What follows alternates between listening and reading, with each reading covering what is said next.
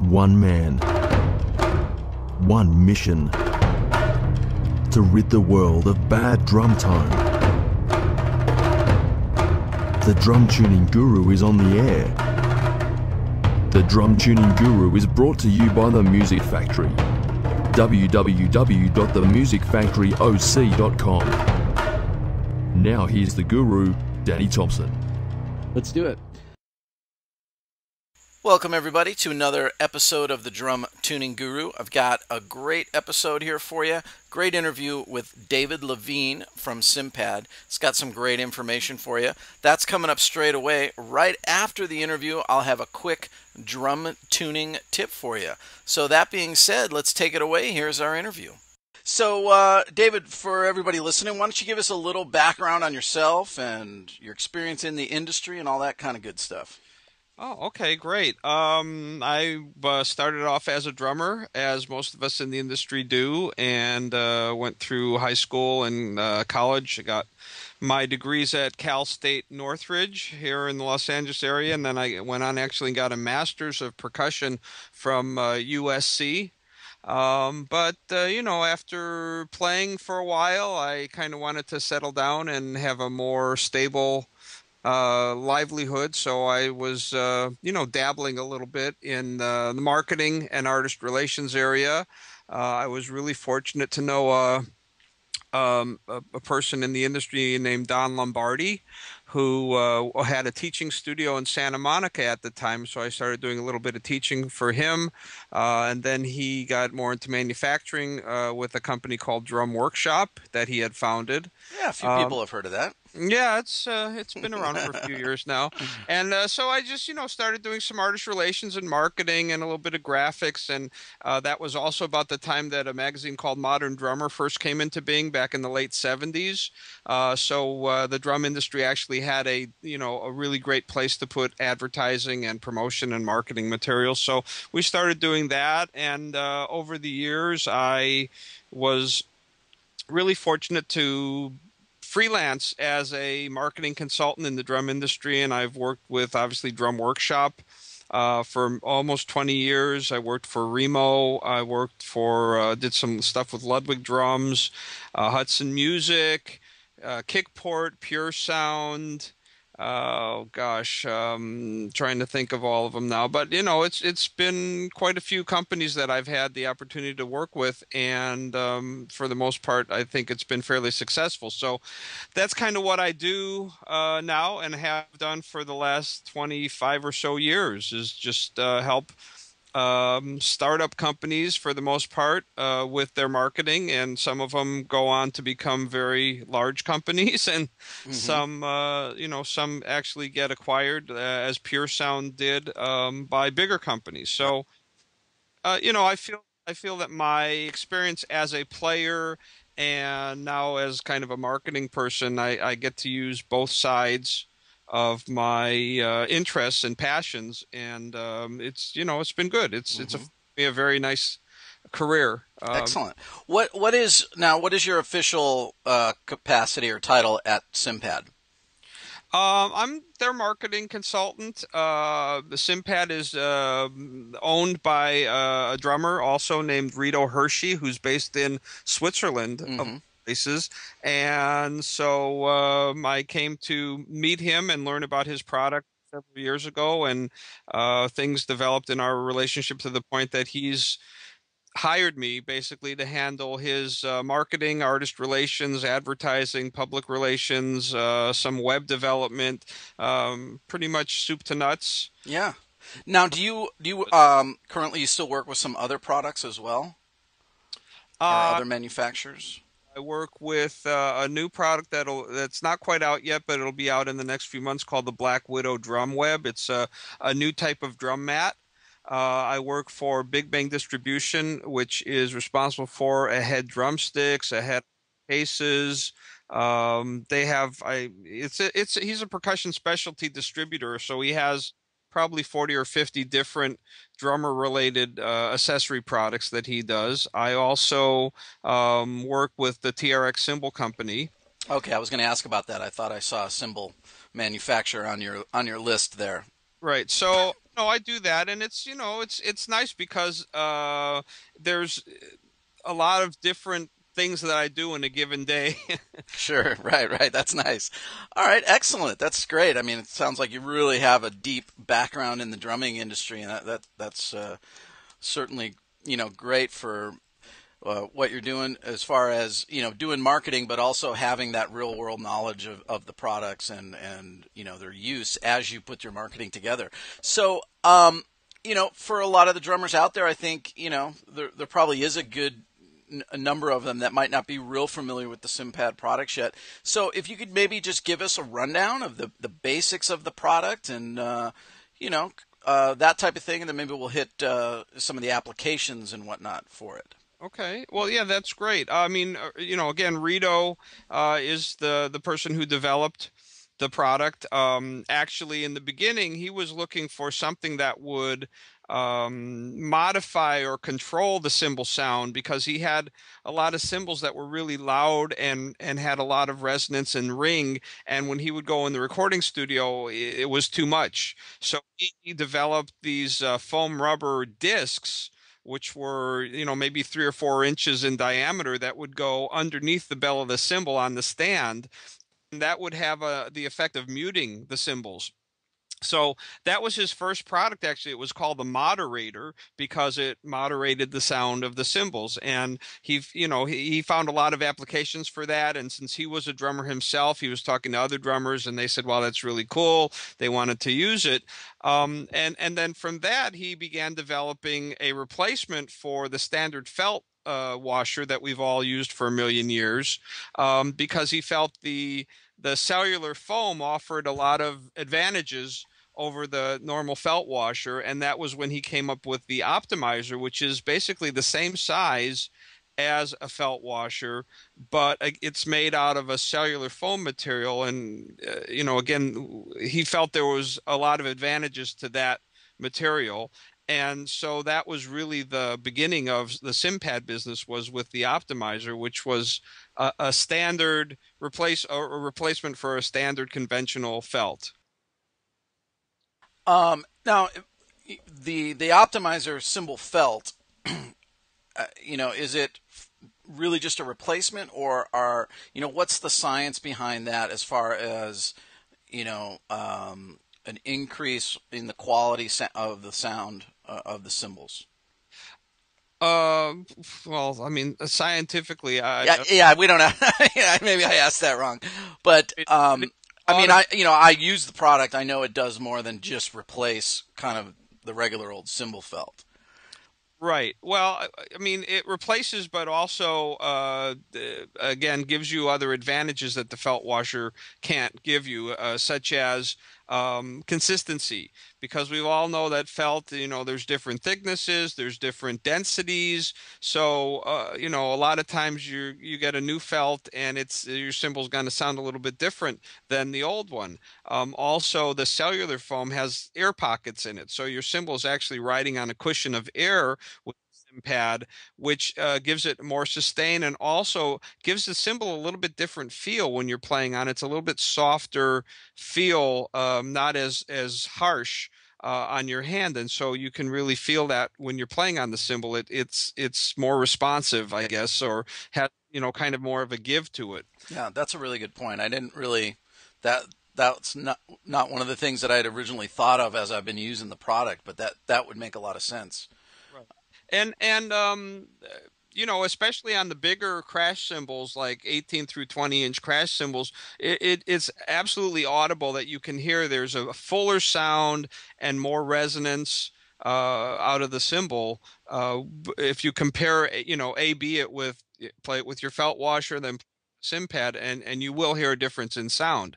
On the smaller cymbals, not so much, but again, you have the consistency of all the cymbals being supported in the same to the same degree in the same way, which it's an incremental help. I mean, if I can make an analogy, when I first started working with Yoav DeBosk, who developed the Pure Sound snare wires, one of my friends said, "Well, you got to try these wires; they're amazing." And I go, "Okay, it's a snare wire. You throw it on the bottom." and you hit the drum and it sounds, like a good snare drum. And he said, well, just try them and let me know what you think. So I got a set of these wires and I put them on my drum, and I couldn't believe the difference. To the point that I said, well, I'm never taking these off my drum, and you're not getting them back. Right.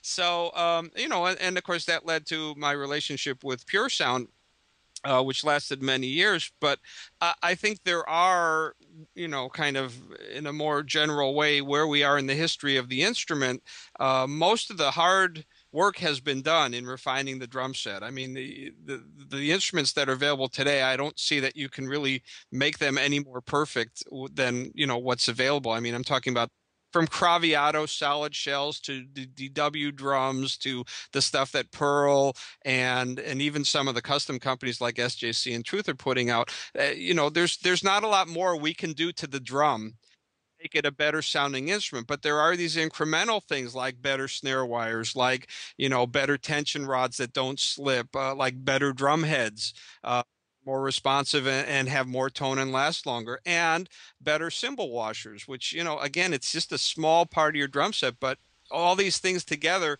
can make a big difference. Right, right. That's a really, really great point. You know, sometimes, guys will ask me, they'll play on one of my kits and it's like, oh, this kit sounds amazing. How are you doing it? Or what do you do? And I think that's a great point that, I can't really pinpoint one absolute specific thing that I feel like I'm doing that makes my drums sound amazing. It is a lot of small little things that you're doing, and like using the Cympad products the proper way, and how you might even utilize just very small little detail things like a cymbal or a snare wire, or the manner in which that you're using any dampening or muffling, and very, I think that a lot of drummers maybe that are getting started or that are struggling with their tuning are kind of looking for a magic bullet, or they think it's one big thing. I'll go to these drum heads and it's going to magically sound amazing. Right. And it really comes down to like these tiny little details a lot of the times that when all placed together, have the final product sounding so good. And yeah. I always tell the story that I was doing a sound check at House of Blues, and I was struggling a little bit with my snare drum for some reason that day. And took a little bit longer than normal with the engineer doing sound check. And as we moved on, I literally put like a 1 centimeter square of moon gel on the snare. I never use like the big 1-inch thing. That's way too much. Right. I put one little thing on there and hit the snare a couple times, and he was like, "What'd you just do?" And I'm like, "I just put this tiny thing on." He's like, "It sounds about 200% better right now." Yeah. Well, I mean, yeah, and there's other, developments that now we even take for granted, the suspension tom mounts. But 20 years ago, everybody was, saying, "Wow, this is amazing. Listen how great my drums sound." Right. I one of the other things that I worked with in the last few years is an accessory called the kick port, which I feel is, again, a really kind of revolutionary development that allows your bass drum to sound bigger and fatter, get a lot more out of the drum without, going to a different drum. So I think that's what we're going to see in the next 10 or 15 years, is more of these, small incremental advances and improvements in the instrument. But so you got to keep your eyes open. And there's a lot more of them that I see coming along that, aren't even on the market yet, but will be in the next couple of years. So I think, the state of the acoustic drum set is one of a constant improvement. And it's just that we've done so much improving over the last 100 years with the drums. The only things that are left are relatively, and I say relatively, small. Yeah. But they do make a difference. And, drummers should be open to trying different things. Right. Excellent. If we could go back to the moderator a little bit, and maybe you could touch a little bit more thoroughly on that. I've got the box here, and it's multiple pads in different sizes, and maybe give us a little bit more rundown, and maybe we could talk about different ways that a drummer. I think that's something that a lot of, again, maybe younger or, drummers that are just coming onto the scene a little bit more thoroughly might not be seeing, the benefits of something like that quite as easily. Right. Well, I mean, the moderators, for those that aren't necessarily familiar with them, I believe they start at 40 millimeters in diameter and they go up in 10 millimeter increments to 100 millimeters. So you can have this pad that's 100 millimeters, which, as I said, is maybe 3 or 4 inches in diameter. And when you put that underneath, your cymbal on the cymbal tilter, it dries out the sound quite a bit. So the application of this would be in a studio recording situation when you want to kind of control the sound and not have it completely open, or in a teaching studio where you want to be able to hear the teacher talk while you're playing, or even in the practice studio where you just don't need the volume and you want to maybe focus more on what, the specific thing that you're in playing and trying to do the exercise on. And of course, the larger the moderator, the more muting effect you will get out of the cymbal. It doesn't completely choke the cymbal. It's not like putting tape on it or putting one of those big rubber pads, on the top of it. It's more subtle than that. But the effect is nonetheless, audible once you do it. We haven't been really promoting the moderators so much because we felt that the market was much bigger for the optimizers. But in fact, we're thinking of kind of changing our direction a little bit now that the optimizers pretty much have been established in the market, and really start talking more about the moderator and about who's using it and what situation they're using it in, and just to kind of educate consumers more about that product. Mm-hmm. I could even see, certain live situations where it would be good because, I tend to play pretty big, heavy crash cymbals, which are pretty loud, of course. And, that's a common thing for those to be being picked up in the lead vocal mics or the background singers mics that are across the front of the stage. It's a pretty dramatic amount of cymbal bleed that goes into something like that. So I could see, certain circumstances where maybe just being able to retain the sound that I like of those cymbals, but, bringing that overall volume down just a little bit and then letting the overheads, work for me in the front of house. I agree. I think that would be a great application. I mean, one thing that Jim Keltner once said to me that he said getting a great drum sound is really more a matter of subtraction than addition. That you want to start with a big sound and then, make it smaller if needed, and control it. Because if you start with a small, tight sound, there's no way you can make it bigger. Exactly. That's and I see an amazing point. I see a lot of young drummers, and they want the drums to be really tight and kind of flat sound because that's what they hear on records a lot. And so they'll muffle their drums way down and they'll mute their cymbals way down and they'll use really heavy drum heads. And so the drums sound really good to them, but nobody else can hear them because they're not really producing any kind of volume on it. You're singing you're totally preaching to the choir over here. I say that exact same thing all the time. And I'm not going to ask you how old you are, but I can kind of tell we're probably very similar. It seems like it's a newer thing, like with younger drummers. Yeah, well, it's just that they don't really understand sounds. I mean, kind of maybe jumping ahead to one of your questions, you had proposed was, what would I tell young drummers as far as how to get a good sound? And actually, what I've been preaching the last few years is to learn how to mic your drums.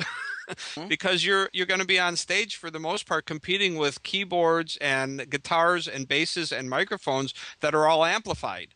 And so for you to really play comfortably and be able to hear yourself and have people in the band and people in the audience hear you, it's really a matter of how you're going to reinforce your sound and mic your sound. And so I tell young drummers, hey, it's better to spend a couple $100 on a good set of mics and a mixer than have to replace your crash cymbals every few months because you're breaking them.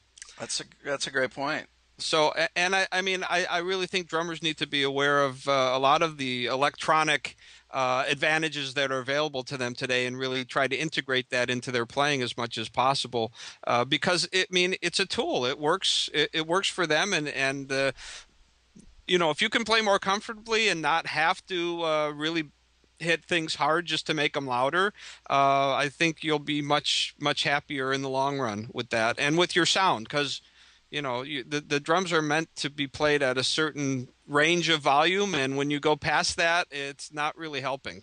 Yeah, absolutely. There's a certain point where hitting it harder doesn't really do anything. It just detracts from your Yeah.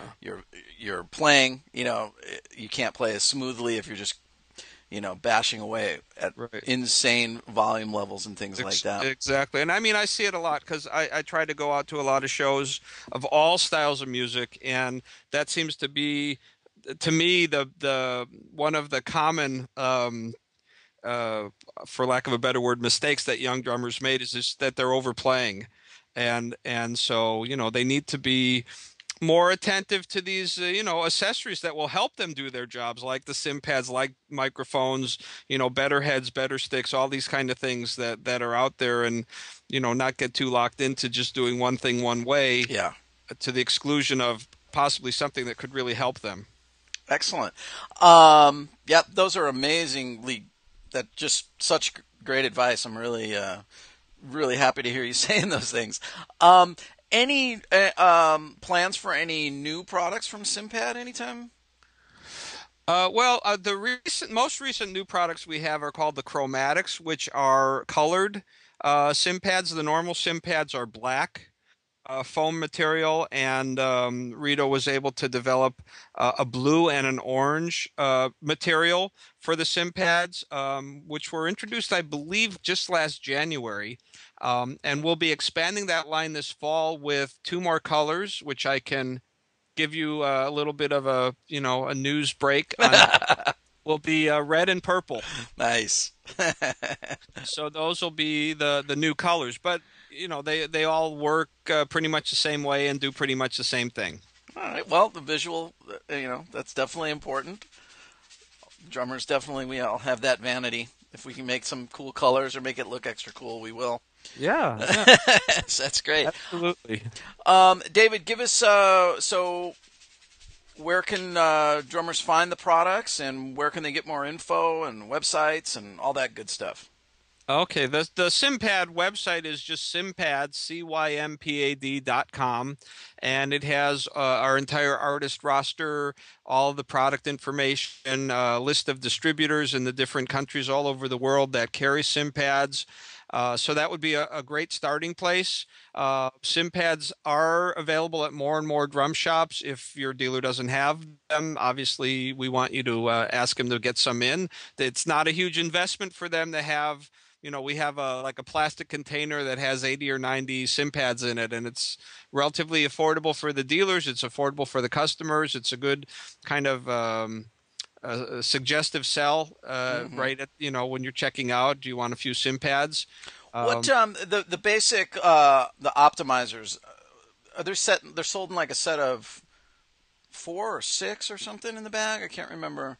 There's I believe 3 different optimizer packages, a 2-piece, a 5-piece, and a 10-piece. But again, with this countertop display, you can just buy them individually. So it really depends on what the dealer is stocking. I see. Your What are the option. retail prices that are roughly on? The standard optimizer 5-pack is $12.95 retail. Great. The 15 mil, it's a 40 millimeter diameter, as I said, by 15 millimeters high. We've also developed a 12 millimeter and an 8 millimeter for stacking cymbals or for other purposes, so they're not as tall. They're thinner. We also have a special optimizer for ride cymbals because ride cymbals are generally heavier, so they need something that's a little firmer. There's a hi-hat set that includes the 2 pieces for the hi-hat clutch and 1 for the hi-hat seat. Again, that whole set is only $10.95, and really the best thing, if you're not familiar with the Cympad line, is to get our starter pack, which has a variety of all the optimizers, and it's only $20 retail. Awesome. I mean, that's really affordable. Obviously, guys are probably used to getting a little, they're a little bit of discount or whatever, but I mean, even at that retail price, that's Yeah, I mean, really affordable. go into a store and for $15 you can make your cymbals sound better. Yeah, I think that's that's a great. bargain. Very cool. That's awesome. And cympad.com is the website. I've been using the product for a long time. I met Rito, I want to say it was 3 or 4 years ago at NAMM. I met him. God, I can't even remember how I met him, but we've worked together on different stuff. He actually used in his booth there a drum kit that I made with a partner of mine. We were building high-end custom kits for a while. Mm. So yeah, the kit he had in his booth there at NAMM was one of the kits I had made, and so we go back to the beginning of the product. Yeah, I mean, he's been around maybe 5 or 6 years. Yeah. It's not super old, but it's really catching on. We have a lot of drummers. I mean, both like the guys you see on the cover of Modern Drummer every month, as well as the guys you see on the main stage at Warped Tour using the Cympads, and they're all really, really excited about it. So Very cool. Well, I love the product, and it's been great. The information you gave here, David, was just awesome. I think there's some really great overall tips as well, not just the Cympad products, but just some overall great information for drummers that are just trying to, make their drums sound better. yeah, well, that's the name of the game. I think playing a groove and making your drums sound better. If you can do that, you'll have a really successful. Absolutely. There's not that many guys that can do it, but It's strange. I know. There's a lot of guys that can play fancy fills, but for some reason they left out the learn how to play a groove part. yeah. Well, we've been around. I think you and I long enough to see, who's really good at making music on the drums, and I think those guys are the guys that work. Yeah. And the guys that are really good at playing fast around the drums, they don't really end up working all that much. Right, right. So I think you're right that you have to have the right priorities. You have to be exposed, to the right things. You can't just watch YouTube videos all the time and expect you're going to be able to learn the drums, well. I mean, you can learn them superficially. You can do anything superficially, but to really learn to play the drums well, it really takes a lot of effort. Absolutely. David, thanks so much. Great information. I think people are really going to get a lot out of it. So thanks again for being on the show, and I'm sure I'll bump into you in the future. That sounds great. Thanks for this opportunity, and I'll give my best to Rito for you. Thank you so much. Thanks, Dave. All right. Bye-bye. Take care. Bye-bye. All right. That was David Levine from Cympad. How great was the Jim Keltner quote that most of good drum sound comes from taking things away. Start with the sound huge and tighten it and bring it down from there. That is an awesome, awesome little gem of wisdom there for everybody that's trying to get their drums to sound the best they possibly can. So I hope you guys enjoyed that interview. Make sure you go check out the Cympad products. Go to their website. I'll make sure I put all the website information and all that kind of stuff on the show notes so you have it. Here's a quick drum tuning tip for you. Very common thing that you might see, and you may have done this yourself or occasionally get put in a position where you have to do this. Maybe you're using some rented gear or playing on somebody else's kit, where you have to mount a tom, like a 12-inch rack tom, and you have to use a snare stand to hold up that tom. I've definitely had to do it, quite often. What you need to be very, very careful of in that case is that the cradle, the snare drum stand cradle, when that's closed around the tom, that will limit the shell from really resonating the way it's supposed to, and you will get a very horribly choked out tom sound, and it really sounds terrible. So be very careful of that. Only tighten that cradle the minimal amount you need to keep the drum from falling off. Now, another thing you can do is you can use some foam and kind of put that foam where the cradle is meeting the rim of the 12-inch tom. And actually, a great thing to use for that would be the Cympad. I actually use it for things like that. And on top of all the great things it does with your cymbals, it works really well for something like that. So when you go to the store and you buy some Cympads for $15, buy an extra one, and you can use it for that type of thing. So that's a little drum tuning tip for you as well for the show. So that's it for this episode. Thanks so much for listening. I hope you enjoyed the information. By all means, feel free to contact me if you have any ideas for products you would like reviewed, or guests you would like to hear from on the show, or any subject matter that you would like covered that you feel will help you and help others get great drum sound. By all means, just let me know. You can bounce over to the drumtuningguru.com and hop on the mailing list there. You can leave a comment right there on the website. I post all the podcast episodes up there, as well as some other videos and things like that. So that's a great place to stay connected and get all the up-to-date latest information from me. Also, I'll be posting on that website soon an actual demonstration and review of the Cympad product. So I will shoot some video. I'm working on it right now in my rehearsal room, and I'll try to actually show you the difference in the sound with some of these products. So hopefully that'll be real helpful for you. So lastly, if at all possible, greatly appreciated if you'd go over to iTunes, leave a good review for the podcast. Clearly, we're the best drum tuning podcast on iTunes because we are the only drum-related podcast on iTunes that is dedicated to helping you sound amazing with your drums. So, thanks again for listening, and we'll check back with you soon. Thanks so much. You've been listening to another episode of the Drum Tuning Guru, and you're now one step closer to making your drums sound amazing. Visit the Drum Tuning Guru at thedrumtuningguru.com. Got a question or topic you'd like covered? Email the guru at danny@themusicfactoryoc.com.